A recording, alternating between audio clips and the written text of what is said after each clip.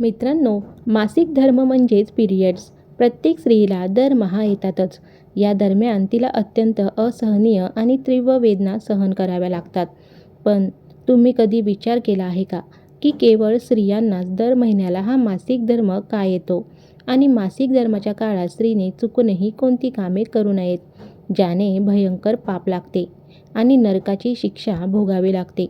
आजच्या या व्हिडिओमध्ये आम्ही तुम्हाला सांगणार आहोत की कोणत्या शापामुळे स्त्रियांना मासिक धर्म येतो, या काळात त्यांनी काय करू नये आणि याबद्दल स्वतः भगवान शिवशंकरांनी माता पार्वतीला काय सांगितले आहे. चला तर मग अजिबात उशीर न करता जाणून घेऊया आजच्या या व्हिडिओमध्ये. एका वेळेची गोष्ट आहे, जेव्हा माता पार्वती पृथ्वीलोकाचे भ्रमण करत होत्या. त्याचवेळी त्यांना एक स्त्री मासिक धर्माच्या वेदनेने अत्यंत व्याकुळ होऊन रडताना दिसली. माता पार्वतीने तिच्याजवळ जाऊन विचारले, "सखे, तू इतकी का रडत आहेस? तुला काय त्रास आहे?" तेव्हा त्या स्त्रीने सांगितले, "हे माते, मला मासिक धर्मामुळे असहनीय वेदना होत आहेत, ज्या मी शब्दातही सांगू शकत नाही." त्या स्त्रीचे बोलणे ऐकून माता पार्वती विचार करू लागल्या की आम्ही स्त्रियांनीच या काळात इतक्या वेदना का सहन करायच्या? मासिक धर्म फक्त स्त्रियांनाच का येतो? आणि या काळात स्त्रीला अपवित्र का मानले जाते? काय आम्ही स्त्रिया माणूस नाही? असा भेदभाव फक्त नारी जातीसोबतच का? माता पार्वतीच्या मनात अनेक शंका निर्माण झाल्या. त्यांनी विचार केला की माझ्या या प्रश्नाचे उत्तर फक्त भगवान शिवच देऊ शकतात. म्हणून त्या थेट कैलास पर्वतावर भगवान शिवांकडे गेल्या. भगवान शिव माता पार्वतीला पाहून म्हणाले, "हे देवी, तुमचे मन मला खूप विचलित दिसत आहे. काय कारण आहे?" माता पार्वतीने विचारले, "हे प्रभू, आज माझ्या मनात एक मोठा प्रश्न निर्माण झाला आहे.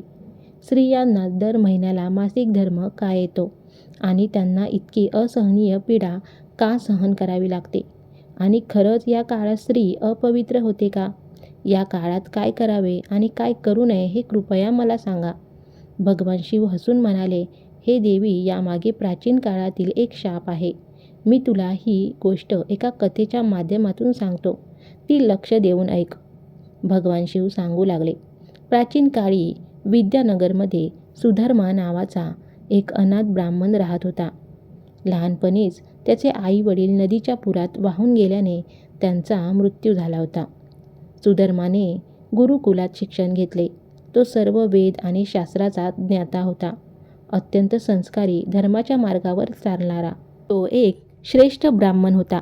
त्याची पत्नी सत्यभामा ही सुद्धा त्याच्यासारखीच अत्यंत गुणवान, चरित्रवान आणि पतिव्रता स्त्री होती. एकदा सुधर्माने आपल्या घरी भगवान सत्यनारायणची पूजा ठेवली आणि सर्व ब्राह्मण व नगरवासियांना भोजनाचे आमंत्रण दिले. पूजेनंतर सुधर्माने सर्व ब्राह्मणांचे पाय धुवून त्यांना आदराने भोजन दिले, वस्त्रदान केले आणि निरोप दिला. सर्वांचे भोजन झाल्यावर जेव्हा सुधर्मा घराबाहेर आला, तेव्हा त्याला आपल्या दारासमोर एक कुत्रा आणि एक डुक्कर आपापसात बोलताना दिसले. सुधर्माला प्राण्यांची भाषा समजत होती. त्यांचे बोलणे ऐकून त्याला मोठा धक्का बसला, कारण ते कुत्र्याच्या आणि डुकराच्या योनीतील प्राणी दुसरे कोणी नसून त्याचे मृत आई वडील होते. सुधर्माने ऐकले की तो कुत्रा त्या डुकराला सुधर्माच्या आईला सांगत होता, "आज आपल्या मुलाच्या घरी ब्राह्मणांसाठी जे दूध ठेवले होते, त्यात एका सापाने विष टाकले होते. ते विषारी दूध सर्वांच्या भोजनात वापरले गेले असते तर अनर्थ झाला असता. म्हणूनच मी धक्का देऊन ते दुधाचे भांडे खाली पाडले. पण हे पाहताच आपल्या सुनेने मला काठीने खूप मारले, ज्याच्या वेदना मला सहन होत नाहीत." तेव्हा ती डुकराच्या रूपातील आई म्हणाली, "स्वामी, पूर्वजन्माच्या पापामुळे आज आपण या योनीत आहोत. आज आपल्या मुलाने पूर्ण नगराला जेवू घातले, पण आपल्याला उष्टे अन्नही दाराबाहेर टाकले नाही." आपल्या आई वडिलांची ही दुर्दशा पाहून सुधर्मा प्रचंड दुःखी झाला. दुसऱ्या दिवशी सकाळीच तो आपले गुरु महर्षी वशिष्ठ यांच्या आश्रमात गेला आणि त्यांना सर्व हकीकत सांगितली. त्याने विचारले, "गुरुदेव, माझ्या आई वडिलांनी पूर्वजन्मात असे कोणते पाप केले होते ज्यामुळे त्यांना ही प्राण्याची योनी मिळाली?" महर्षी वशिष्ठांनी ध्यान लावून पाहिले आणि म्हणाले, "हे सुधर्मा, तुझ्या वडिलांनी पूर्वजन्मात एकादशीचे व्रत मोडले होते आणि दारात आलेल्या भुकेल्या भिकाऱ्याला हाकलून दिले होते. सर्वात मोठे पाप म्हणजे त्यांनी तुझ्या आईच्या मासिक धर्माच्या काळात तिच्याशी शारीरिक संबंध ठेवले होते. याच पापामुळे त्यांना कुत्र्याचा जन्म मिळाला. आता तुझ्या आईबद्दल ऐक. शास्त्रानुसार मासिक धर्माच्या काळात स्त्रीने विश्रांती घेतली पाहिजे आणि पवित्र कामांपासून दूर राहिले पाहिजे. परंतु तुझ्या आईने या नियमाचे उल्लंघन केले. तिने मासिक धर्मात रजस्वला असतानाही स्वयंपाक केला, ज्यामुळे अन्न अशुद्ध झाले. तिने देवाची पूजा केली, तुलसीला पाणी घातले आणि पतीसोबत शारीरिक संबंधही ठेवले. याच महापापामुळे तिचा मृत्यू अकाली झाला आणि तिला डुकराचा जन्म मिळाला. ऋषींनी सुधर्माला सांगितले की मासिक धर्माच्या काळात स्त्री 3 ते 4 दिवस अपवित्र मानली जाते, कारण ती शुद्धीकरणाच्या प्रक्रियेत असते. 5व्या दिवशी स्नान करून ती शुद्ध होते.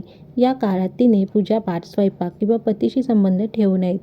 सुधर्माने गुरुदेवाच्या सांगण्यावरून अमावस्येला आपल्या आई-वडिलांच्या मुक्तीसाठी श्राद्ध, तर्पण आणि गोसेवा केली, ज्यामुळे त्यांच्या आत्म्याला मुक्ती मिळाली.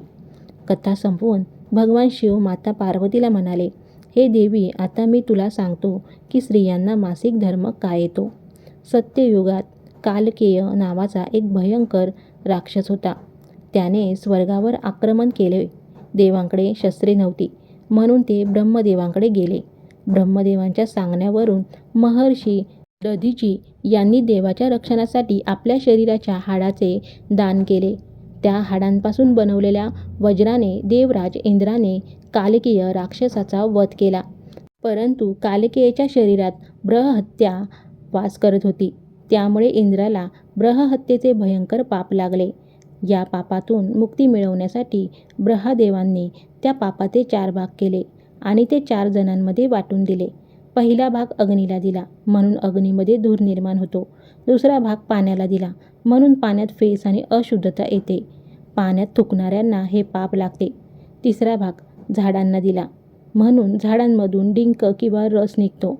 विनाकारण झाडे कापणाऱ्यांना हे पाप लागते.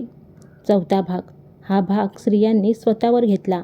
ब्रह्महत्येच्या पापाचा हा चौथा भाग दर महिन्याला स्त्रियांना मासिक धर्माच्या रूपाने येतो. म्हणूनच या काळात स्त्रीला तीव्र वेदना सहन कराव्या लागतात.